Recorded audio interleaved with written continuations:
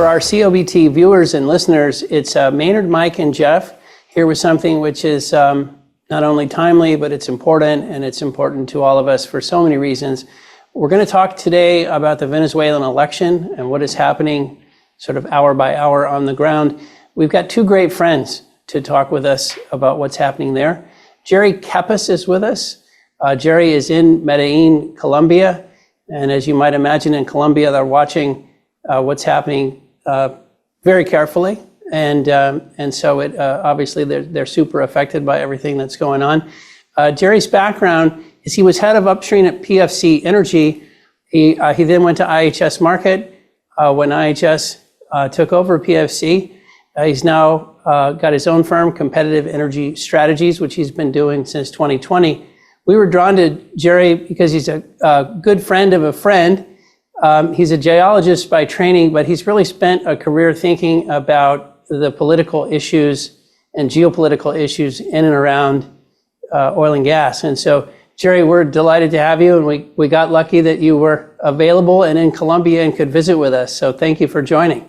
I'm so pleased, Maynard. Thank you. Well, it's lots of fun. And then we also very lucky, in the Houston community, we have quite a lot of Venezuelans here in Houston. We've been blessed with a number of friends. And Sudan Maccio is joining us. Sudan is the General Counsel at PetroTal, which is a Peruvian oil and gas company. He's joining us today, though, in his personal capacity, just to talk about his observations, what the expatriate community, at least here in Houston, some of the things that we're thinking about. He's got a 30-year history in oil and gas. He worked at Ecopetrol and began his career at PDVSA, which, as the rest of us get older, what some of you watching may not know is that PDVSA, in its time, was really the world's best regarded national oil company. It was very independent, did a lot of really interesting things. But Chavez changed all that. So guys, Sudan, Jerry, thank you so much for joining us. We can't wait to visit with you. Thank you for having us. All right, before we jump in, Mike Bradley, what is going on in the market? I know there's something. You've been over there banging away. All these earnings, all this news. Yeah. Look, I think this week the markets are kind of all over the place. So far, you have the S&P down, you have the Dow Industrials up, you have the Russell 2000 up, and it's really continuing this pattern we've seen over the last 2 weeks of monies coming out of the power, AI, tech stocks that have driven the market for the last 12, 18 months or so. And I think the important thing is this week on Wednesday, you're going to have the FOMC meeting. They're going to make a decision on where rates are going to be going. Most people expect that they're going to leave rates unchanged, and the dialogue after that meeting is going to be very important because most industry participants think that the Fed is going to be lowering rates beginning in September. So they really have to kind of say that. They have to basically indicate that that's the direction they're going, or this trade of out of these big tech stocks into the Russell 2000 might reverse pretty quickly. And so I think the FOMC meeting, not only from a bond standpoint, but just from an equity rotation standpoint, is really, really critical. So we'll be watching that on Wednesday. I'd say the second thing that really has played out here over the last week, and in fact, the last 2 weeks, is crude oil has come under a significant amount of pressure. We were sort of sitting in that $80, $83 per barrel WTI range for 4 or 5 weeks, and now we're sitting at $75, $76 a barrel. And the question is why? I think it's two reasons. We've been talking about this for weeks. I think it's one of the main reasons is people are concerned with just the global economy into the second half of 2024 and 2025. People think the economy is going to slow. That's why rates are coming down. Inflation is going to be under control. And so that's affecting the markets. Now, the other thing is just technical. You have traders that follow technical patterns. We've broken through the 50-day to 100-day to 200-day. You had a market that was net long, crude oil, and so that's coming unwound. So I'd say probably this week it's been more technical than basically fundamental. But if you look at not only crude oil, but if you look at stuff like copper prices have come unwound here over the last 4 or 5 weeks as well. So it just seems like a global commodity unwinding. So that's what's going on in the commodity markets. I'd say from the energy standpoint, what we're seeing here is, we had the oil services company over the last week and a half report results. For the most part, North American results are coming down, activity is lower, pricing is hanging in there, and so earnings estimates are coming down, and so that's what we're seeing there. what we're seeing this week and a little bit towards the end of last week is the natural gas celebrity E&Ps are reporting. And they're reporting, obviously gas prices around $2 an M.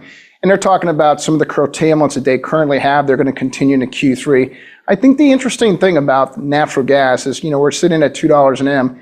But I think what people don't realize is that given the curtailments, given the capex is going lower, and given where you see the oil and gas rig count, I think what we're going to be looking at is at the end of the year that the market's going to be looking pretty good for natural gas, because I think that crude oil and natural gas production are probably going to be a lot more flattish than people think it's going to be. So I think this, setting up for a really, really interesting 2025 from a positive standpoint. So that's kind of what we're looking at right now, Maynard. One of the things we're seeing in the energy sector right now is just a broadening out of companies reporting. We have a lot of refiners reporting this week. We have utilities reporting. So it's just really broad based in energy right now. Pretty constructive stories. But no one's really going out. No one's really going out too much on the horizon here and making big bets. I mean, I just think it's what you saw in the first and second quarter is going to continue in the second half of this year. Okay, awesome. Well, Jeff, I think we decided we were just going to jump right in. So Jerry and Sudan, again, thank you for joining. I think as we've talked to both of you getting ready for today, I'll confess, with all of us on the outside looking in are just watching, hopefully, that the people of Venezuela, can get a better life, which probably starts with a better government, just to state the obvious. And it's been changing every hour on the hour. Jerry, could I start with you and ask, you're in Colombia, you've been there for a while, you'll be there, I think, for the rest of the week.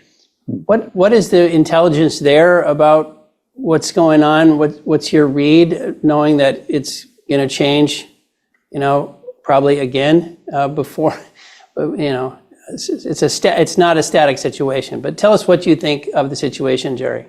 Sure, and thank you, Maynard. So just to start with, for everybody to keep in mind that that you have roughly somewhere between 2.5 million to maybe as many as 3 million Venezuelan refugees in Colombia, as well as a flow of Venezuelan refugees who are going across northern Colombia and up through the Darien Pass into Panama.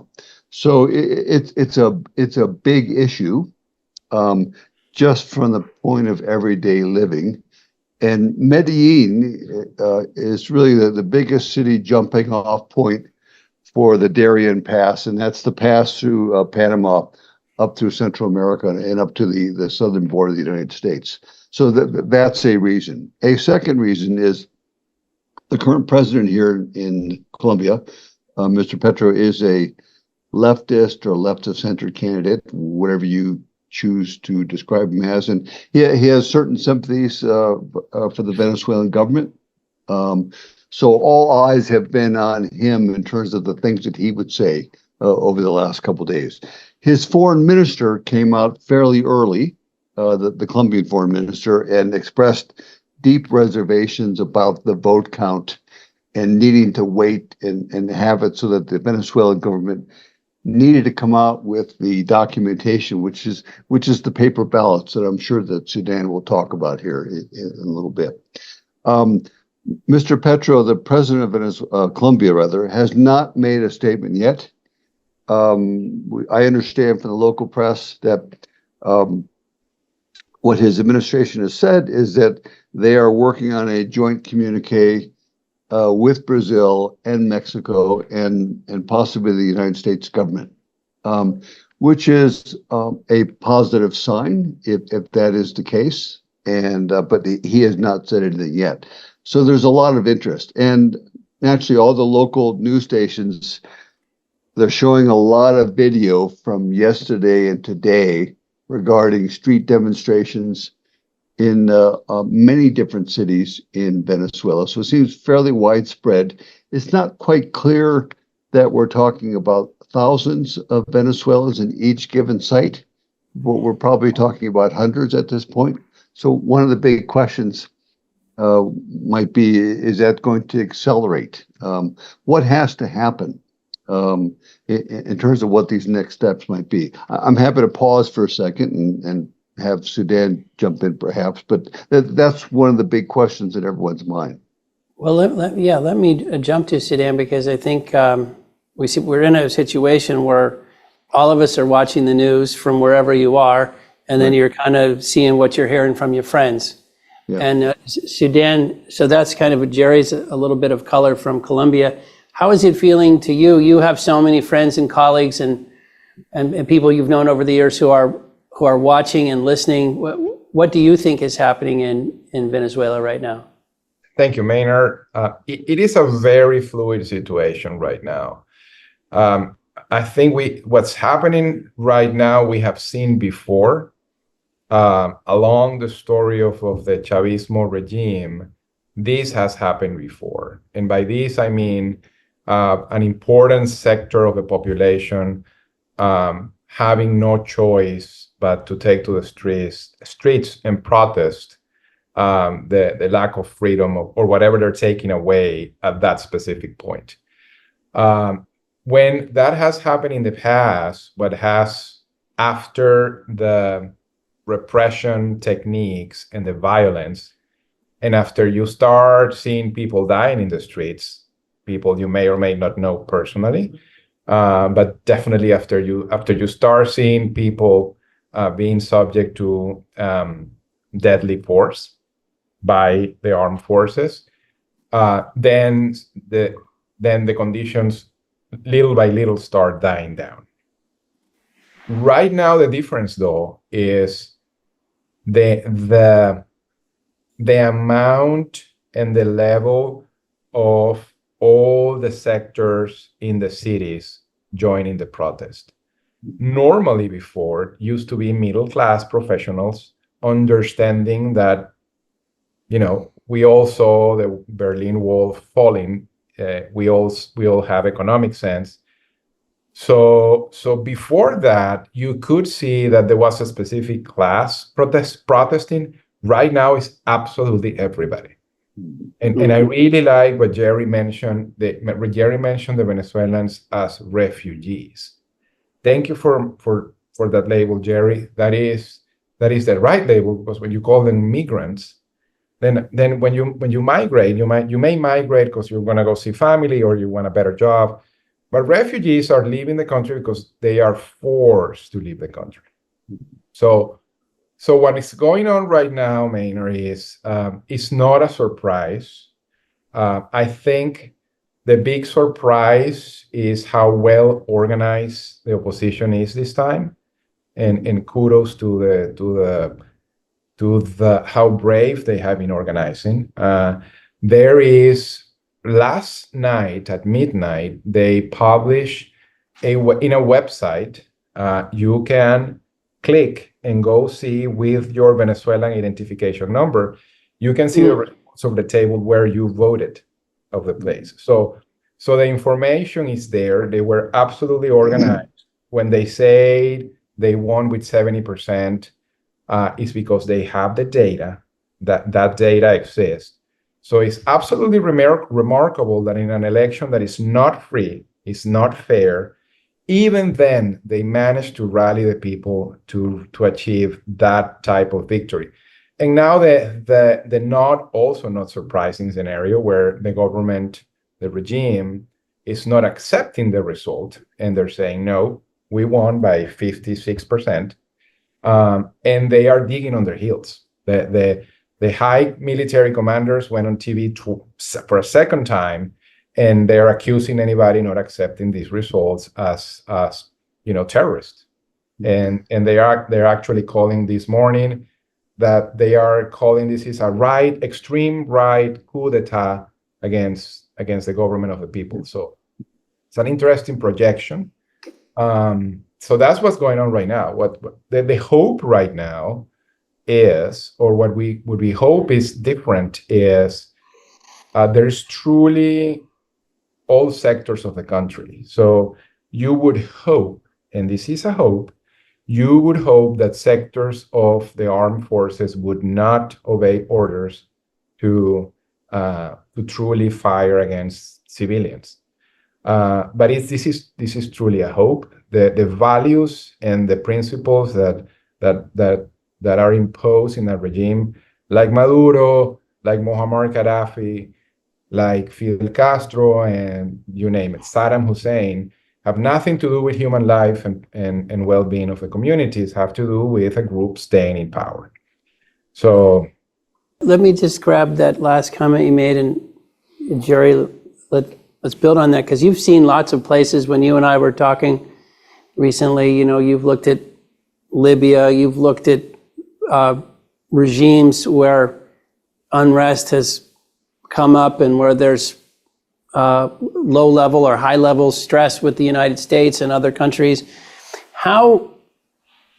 What's the variable in here? Sudan mentioned the military. What's the variable in here where this revolution or this pushback, this opposition, gets liftoff and 3 days from now they're in power, versus it wilts and it goes away? Like, what you've seen these variables, what could happen now that might change the situation? Or I think we're all obviously hoping it changes, but what do you think about the move right now that could make this a winning thing for the Venezuelan people?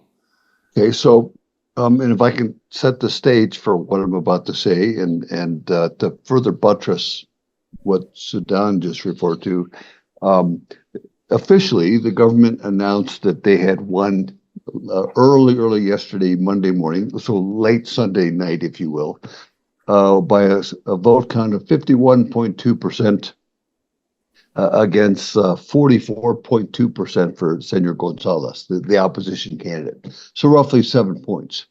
Now that was an electronic readout, and what everybody wants to know, and also by legal precedent in Venezuela, that there's a right to look at the paper ballots, which are the hard fact that would document or authenticate those vote counts. And those are supposed to be handed over. So during yesterday and now this morning, what you heard was the opposition folks getting their hands on more and more of those paper ballots. And it's that documented hard data, if you will, that they've been using to populate the website that Sudan just talked about. So the government says it has a 7-point lead and it's over, it's done. Whereas the paper ballot accounting, which is not at 100%, but it's probably upwards of 70, 80%, shows that they may have won by as much as 30 percentage points, which is really quite stunning. So it's not a matter of let's finagle a few percentage points here and there. This is really quite stunning. And there's no way to make up that gap if you're the Maduro administration and so on. So it's not even close. So anyway, so given that, what I think, if you look at what happened in Libya, and all these places are a little bit different, so we should be a little wary of saying it's a template, right? Quite different. But generally, you could argue that the moment these sorts of administrations show any sort of weakness or backing down, that's when they're done for. So they all know this, and so the big question is, if we think about what could happen, well, it seems to be two things in terms of when we look at all these other situations, the domestic local pressure and then the foreign pressure. And keep in mind, every one of these governments, the people that they really fear are not the people, foreigners. It's not the U.S. government, it's their own people, right? In Syria, Bashir, he doesn't really fear. I mean, yeah, people talk about the U.S. government, but what they really fear is their own people, right? So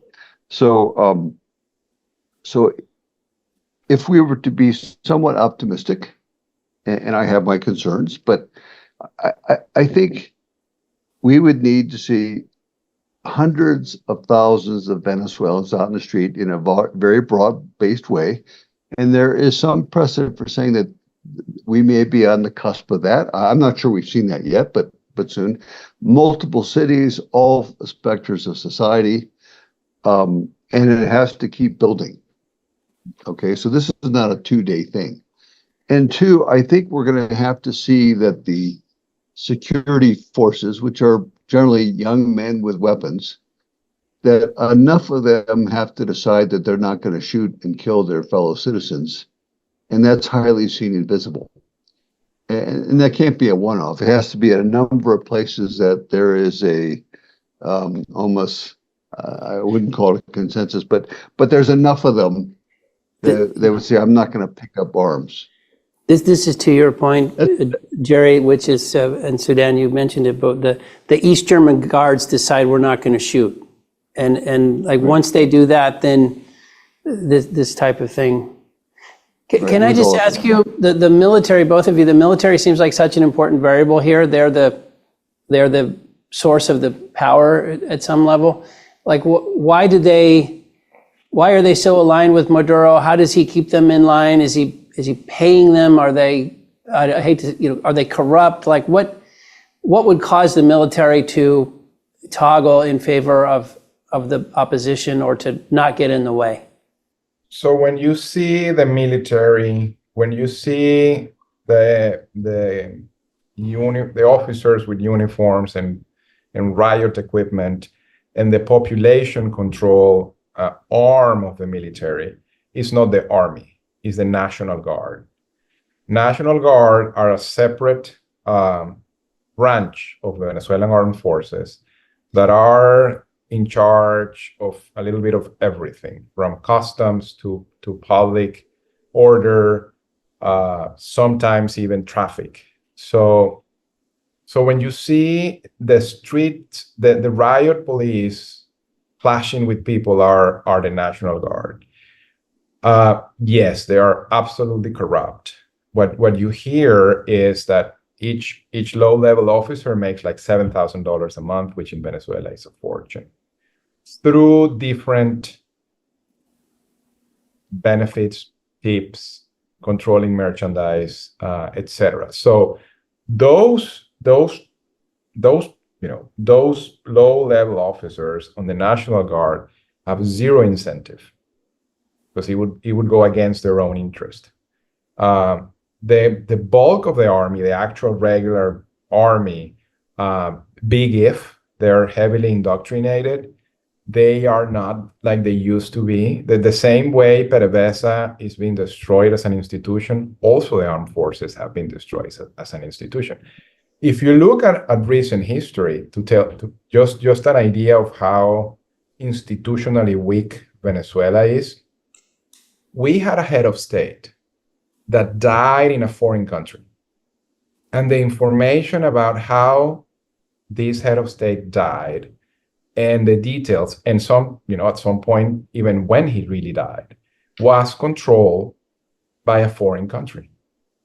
So Chavez died in Havana, and the details were controlled by the Cubans. This to say that the Venezuelan armed forces, they are not the armed forces of Venezuela anymore. They are the armed branch of the ruling party.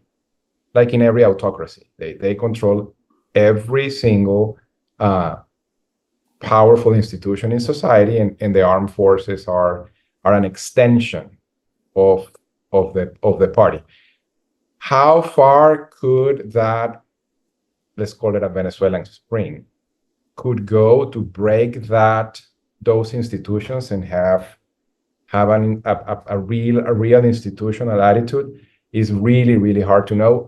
And that's what it would take for a political change to come.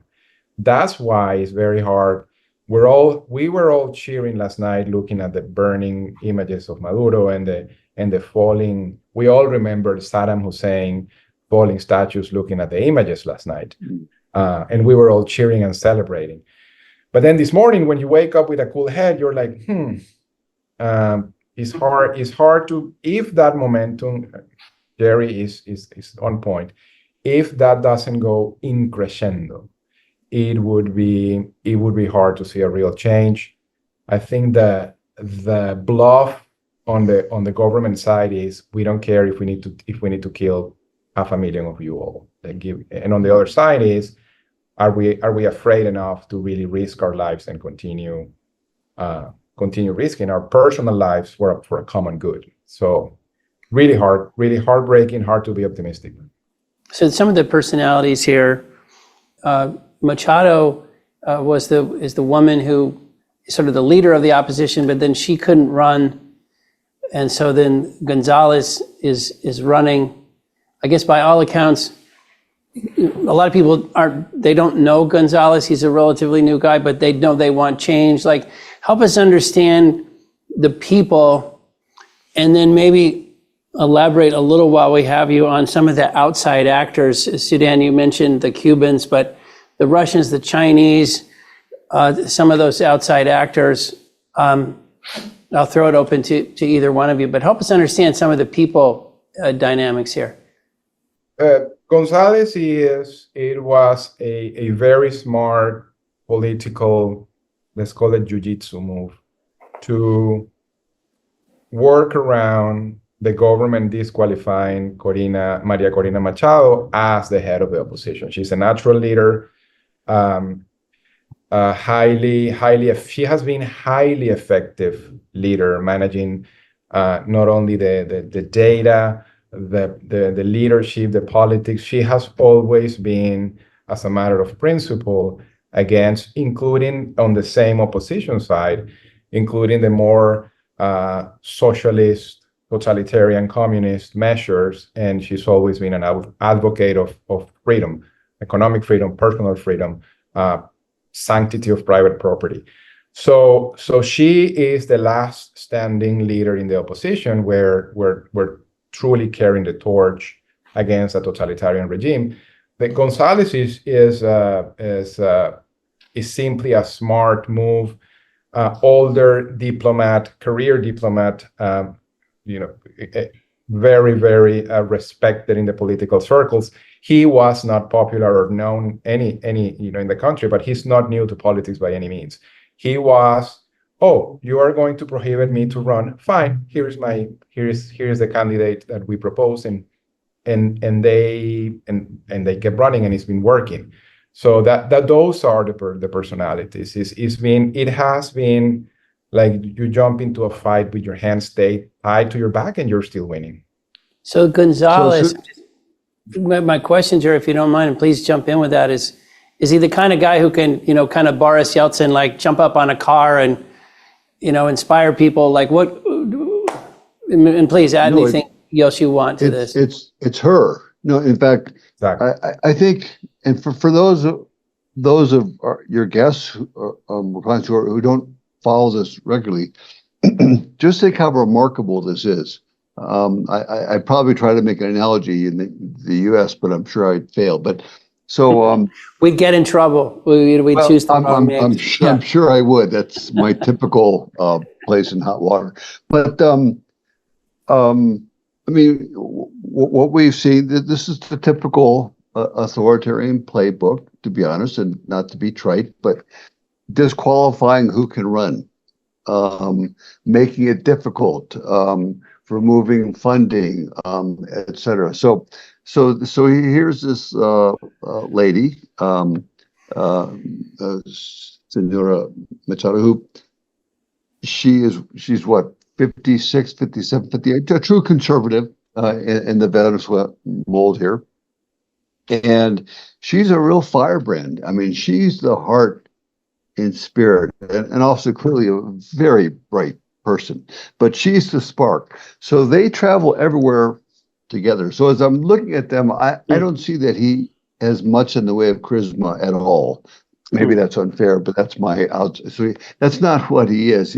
He so as a side issue, and maybe this will never happen, I'm not quite sure how they would rule, by the way, if they were to come into power. I don't know what happens, but he's a serious guy, but she's really the one, and they go everywhere together. And just so, again, everybody listening, the Maduro administration, they've gone as far as every time the opposition campaign in the last weeks and month, they stop. Let's just say they have lunch or dinner at a roadside cafe in some little town out in Monegasque State, and these, the security people will go up to that restaurant after the opposition candidates leave, and they'll shut them down for a week or two, on just some trumped up tax issue or whatever the case may be. So it's as if the very idea that you would give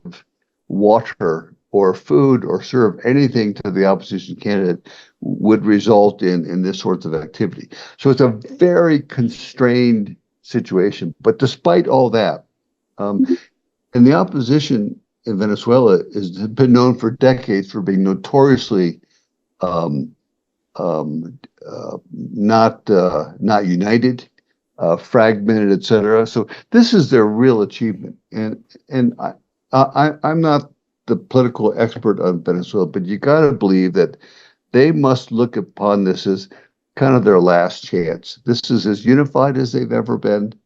They have outstanding people. They have the numbers on their side, and I think the other part of what has to happen, of course, is foreign governments, and Brazil and Colombia in particular, because you have left of center governments there, or at least heads of administration who have relations with the Maduro administration and have been simpatico with them.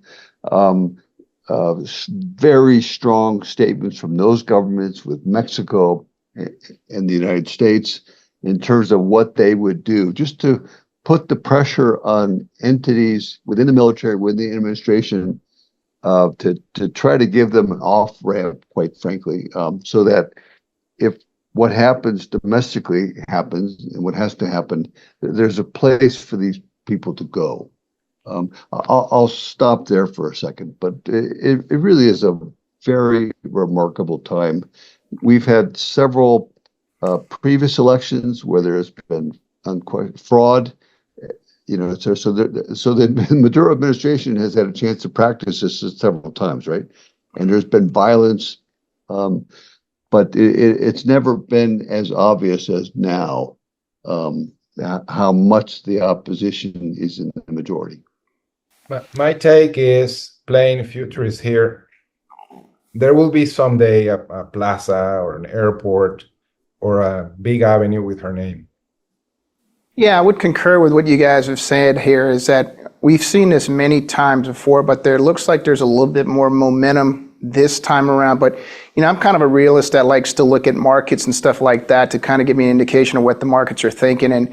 And so I look at the bond market, and you look at some of these Venezuelan bonds, and they've inched up marginally. They haven't exploded like you would expect. Something big is coming down the pike here. And so I guess my question is that sort of the right read at this point in time, and it's way too early to tell? Because I start thinking about, just from the optimistic standpoint, if something Maduro is forced out in some form or fashion, and the bonds are going to rally quite significantly. So there's a financial gain to be had here for traders. But two, I also think about, hey, what does this mean for OPEC policy down the road? Does Venezuela start getting brought back into the fold? And what does this also mean from just how are we going to restructure the debt in this country? I mean, I know there's a lot of stuff to think about there, but right now, are you thinking about that yet? Or are we just saying, okay, let's just see how this thing develops over the next day or two? If things don't develop over the next day or two, are we really, is that a sign that it's probably not going anywhere? What are your thoughts there? I'll jump in there, because there's two things here. One is I think this may play out over a slightly longer period of time. I certainly agree that we have to see momentum and continuing in terms of on the ground there. But I want to add that this opposition has repeatedly stressed that it's a peaceful opposition. I've seen no sign externally, that there's been talk about taking up arms against this administration, et cetera. But what I do see is a couple of things. That if this is suppressed, and when I mean suppressed, we've had some, this could be a replay, probably we're going to see hundreds of people die in the streets. If that's the way it goes, then there's a level of desperation that kicks off. I think what knowledgeable observers have said they consider that you could easily see another 1 to 2 million refugees leaving Venezuela. All right. And one of the places they're going to go is they're going to go to the U.S. And we don't have to spend any time on the U.S. election cycle and understanding how big the border issue is for us as U.S. citizens. That the fact that this is all happening in the next 4 or 5 months it potentially is pretty significant. It's already significant, right? So there is that factor.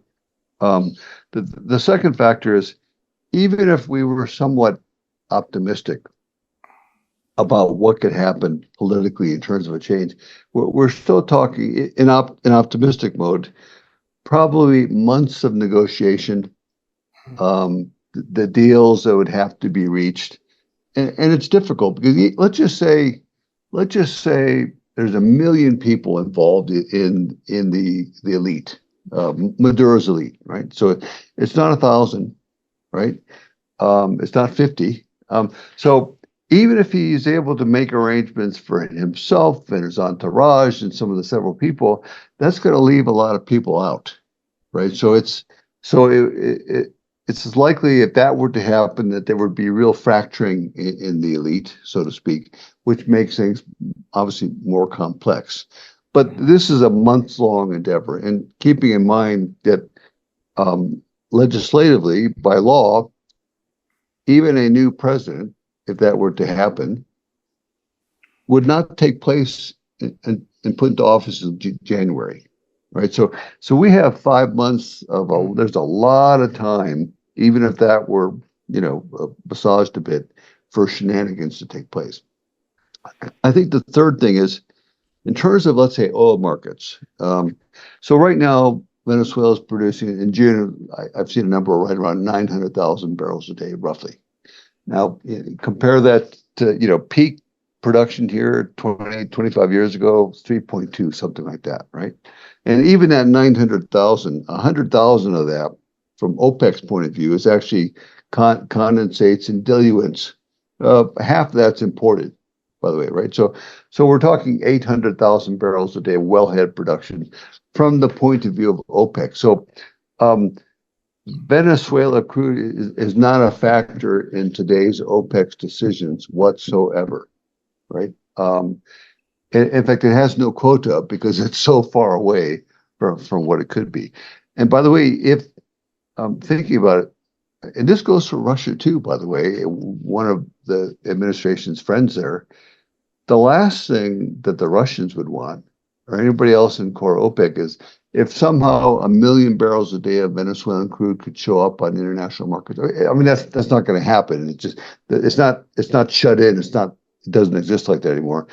That would be a disaster for them because they couldn't control it. And if Venezuela really were on the up and coming, they would be arguing that we have been underproducing for so long, you have no business telling us we have to have a quota. So they would be going full out. But but let me put that aside, because that's just a theoretical discussion.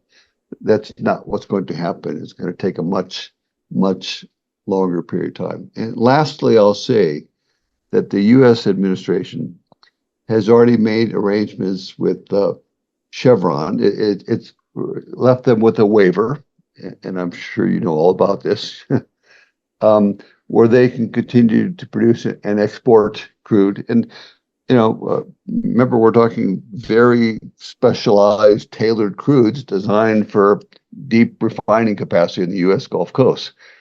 And again, we're in the U.S. election season. We can argue about it, but people watch gasoline prices very closely, and there's a lot of sensitivity. And those Gulf Coast refiners are about producing gasoline from this heavy cocktail of Venezuelan crude. So it's on the margin. It's not a huge amount, but that is all part of the background discussion that goes on. I'll stop there because we've triggered up many other side questions, but that would be my thoughts on that point. I would add on the U.S. side, on the U.S. foreign policy side, there were conversations between in a deal between the U.S. and Venezuela that in exchange of fair elections, Venezuela returned two of the Maduro family members that were detained, charged on, capture on drug trafficking, and also the Maduro financier. So there was a sort of an exchange of detained, high-profile detained people tied to Maduro that were released in exchange for Maduro promising to have fair elections. So, and now the elections happen and Maduro's doing this. From the point of view of the U.S., of the foreign policy of the current administration, that's kind of egg in the face. Because Maduro basically took the rewards and did absolutely nothing. On the contrary, he's openly going to the old-fashioned repression, zero free elections. So that's another element. Sudan, just to add to that, because of what you just said, back in April, the U.S. administration already put those sanctions back in place because the Maduro administration broke their word, including outlawing Ms. Machado from running. And by the way, I like the way you mentioned relatives or family members. It was his two stepsons, exactly, who were nailed in Haiti with the goods per se. So, and I should mention, and we're throwing a lot of information out here, but one hugely important aspect and an unfortunate aspect, because this will take time to go away, is some substantial portion of this administration, some of the top political people, some people in the military are heavily involved in narco trafficking, including the use of Venezuelan airplanes, possibly military airplanes for access into the Caribbean and beyond. So when we think about what do we have to unpack, what deals have to be made, what incentives do these people have to give up? Unfortunately, some of them are in the business per se, and that's how they make their money, and it's all illegal. So Brazil, Colombia, Mexico, the U.S. in particular, but also this has been a big problem for Europeans. A lot of Venezuelan transiting of drugs into Spanish ports, Antwerp. This is not just a U.S. problem. We could talk about that. This is a European problem as well. So there's a lot of dimensions to this, including this particular aspect. It makes it harder to untie. But these are some of the diseases that we have in these sorts of situations.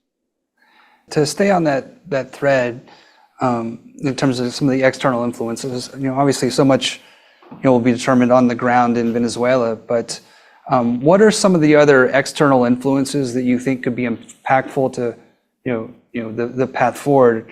I don't think we've mentioned China yet. I believe that's a big part of the ownership of and provider of capital in the past few years. But what are maybe the two or three more impactful kind of external forces, not on the ground, to how this all plays out?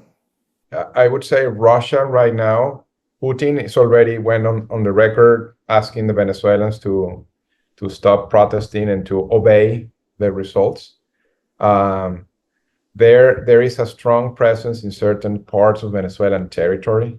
You hear of these charter flights where they come into Margarita Island with families and all.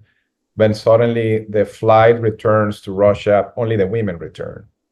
So what a coincidence. So there are reports of parts of the territory, especially towards Brazil in the Bolivar state where the mines are, a lot of Russian presence. Iran has also had a very close relationship with the regime. When I was leaving Venezuela myself, I realized I was doing the right thing, because in the presidential ramp in the main airport in Maiquetía, I saw the presidential plane of Iran visiting. China, I'm not sure. I don't know if given the lack of solvency of Venezuela, I don't know if China's still a player, but for sure the Russians, the Iranians. And you also hear a lot, and again, I'm no expert in geopolitics, security, or any of that, but you hear from the people on the ground that you see a lot of Muslim presence and even mosques in Margarita Island. So there's always been a rumor that international organized, the Hezbollah and those type of organizations have a presence in eastern Venezuela. So those are very tangible. If I could add to that, I can't comment on Hezbollah activity or presence, et cetera, but I think it's useful to think about it in this way. So China, Russia, Iran, Cuba in a way, but being fairly, Nicaragua, fairly small and insignificant, but China and Russia is, obviously post Russia's renewed invasion of Ukraine in 2022, Russia, as part of its foreign policy, is figuring out how to maintain different trade routes to get access to dual-use technologies, whatever the case may be, because they are under U.S. and European sanctions, right? So if they're getting pressure from that, so they immediately try to build up all the other political relationships that they can, because they need to maintain access for moving around weapons, money, getting access to issues, and the oil trade and some of the relationships that are built with that are actually ideally suited in some respects to move money around as well. And Iran is part of that, in China. The one thing I would say from a outside point of view or an opposition point of view in Venezuela is, I think for China, the bloom is off Venezuela quite a bit. 10, 15 years ago, they extended a lot of capital to the Venezuelan government. I haven't seen the precise numbers, if such numbers exist now, but we're talking billions of dollars, and none of that's ever been paid back. So, and we can say all we want about the Chinese and so on, but they're not going to be interested in just giving $50 billion away and things like that. That they want to get paid back. So for them, their Venezuelan loan portfolio, if I could put it that way, it's not really what it is, but because a lot of it's secured by crude and so on. But for them, their loan portfolio in Venezuela is performing miserably. So they're not stepping up to say, here's another 20 billion or 50 billion. They're not going to do that. So while they're very supportive of this administration, and as Sudan said, they along with Mr. Putin's best warm wishes early Monday morning, they also expressed their congratulations to Mr. Maduro for his successful re-election. But that's all par for the course. In terms of Russia, Russia's not in a great position to be offering lots of financial support now either. Russia is there because Venezuela is useful for them in terms of maintaining influence and the trade routes and access issues that I talked about, the capital, et cetera. So Venezuela does have support. It's in those countries, and that's something that that the U.S. is obviously concerned about as well. But it's not clear that that's great support. Let's put it that way. So guys, I'll ask I don't know if it's obvious or awkward or just like a bad idea.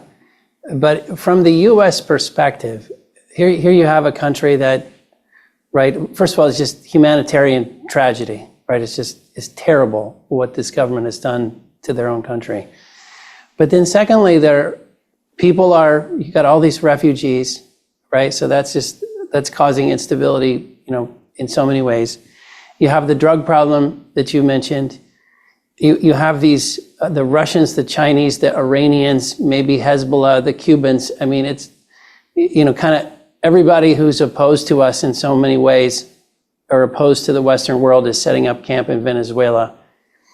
And you just have a fundamentally sort of, I don't know what the right way to say it is. You have bad guys running this country.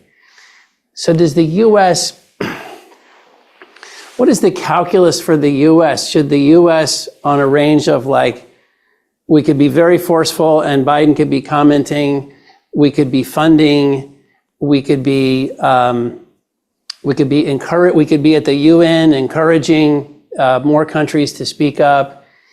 We could be sending arms to, I don't know who exactly the good guys would be here. And at the full end of the spectrum, you could be saying, just to harken back to the years ago, kind of the Noriega type situation, hey, we have a problem for the hemisphere and it's a threat to everyone, including the United States. Should we get more directly involved? I'm just throwing out a whole bunch of stuff there, but does that come up? Would we just make it worse? What do you think the U.S.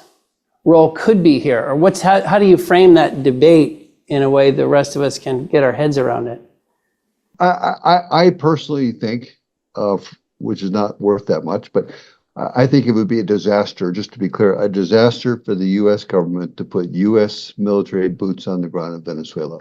I think that would be a disaster. I mean, that's one. Two is I think we have to understand that there are issues and challenges like that are fairly intractable, that there aren't any easy solutions here, that these are long-term things that need to be managed, even though managing these issues long-term is ugly. I'll note that although it's important to remember that the Chavistas, the Chavez administration before and the Maduro administration from 2013 bears the disproportionate responsibility for economic mismanagement, disaster in the Venezuelan economy.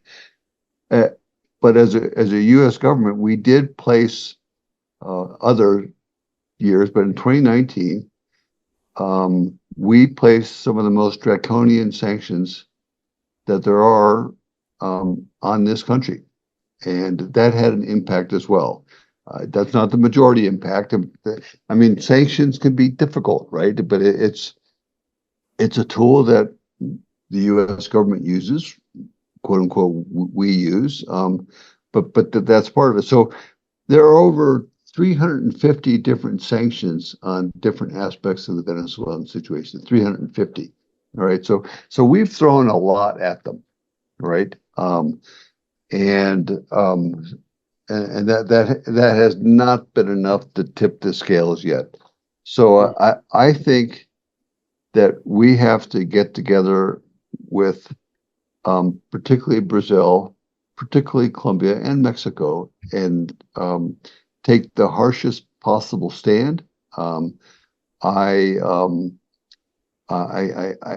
think we have to be flexible. We have to give these guys off ramps, as difficult as that sounds for some of these people and what they've done. I think we have to do everything we can to eliminate or limit Russian engagement with them to the extent possible, because that gives them a bit of an off ramp. We have to use every tool in the arsenal. I just don't think that arsenal or that toolkit includes sending in U.S. troops. So I would answer your question saying yes. However, problem with war is that war is inherently immoral. The essence of war is you can always question the morality of war. Therefore, it's always the last option. And that's difficult. Are we in the last option yet? Conventional wisdom, yes, sending boots on the ground, is always inconvenient. There's always going to be voices saying, keep your hands off Venezuela and Yankee imperialism, and they want to take it over again and steal the oil riches of the populace and all that. Is this the right time right now? I don't know. Given what's happening in Venezuela, I am sure people will be clapping if you have the U.S. intervening right now. They'll be received with open arms, except with the usual, bad press that opposes this because of the intrinsic moral problem of imposing your way of thinking through violence. So, and the other complexity is if you're going to do that, if you're going to start moving, lethal force to impose politics, then you would need to start in Havana. Like the Cubans have been doing this to their people for 60 years. They sent, you remember the 90s? They sent warplanes and were killing, little Cessnas 336 over the Florida Straits because they were helping people escaping that in little rafts. So it's extremely complicated. I think that the current state of the current conventional wisdom is what Jerry's saying. You would need some sort of black swan or somebody crazy and brilliant enough to make a radical change. The difference between genius and crazy is success. Look at Milei in Argentina. So you would need somebody crazy enough or leadership crazy enough to push that conventional wisdom. So that's my feedback. I think that's got to come from Venezuela. I fundamentally believe that. But I mean that's a whole nother discussion, Maynard. So there you go. Well, you guys were nice to entertain that question because it was a little bit naive, but it just comes from the observation. What's happening is a threat to the Venezuelan people. It's a threat to the region, and it's a threat to the United States with all these terrible groups involved. Yeah. You know what? To end on a positive note, what we need is Iron Man. Iron Man. And Maduro is fighting head to head now with Iron Man. He's having a upfront discussion and asking Elon Musk for a fight. I don't know if you guys are aware of this, but yes, this is a crazy thing. Well, yeah, what exactly is this is a perfect place to end. What is the Maduro-Musk fight about? Please tell us. Well, we need Iron Man to go rescue us, and I think Iron Man. Elon Musk started tweeting supporting Maria Corina Machado and wish her help. So Maduro took it on his own.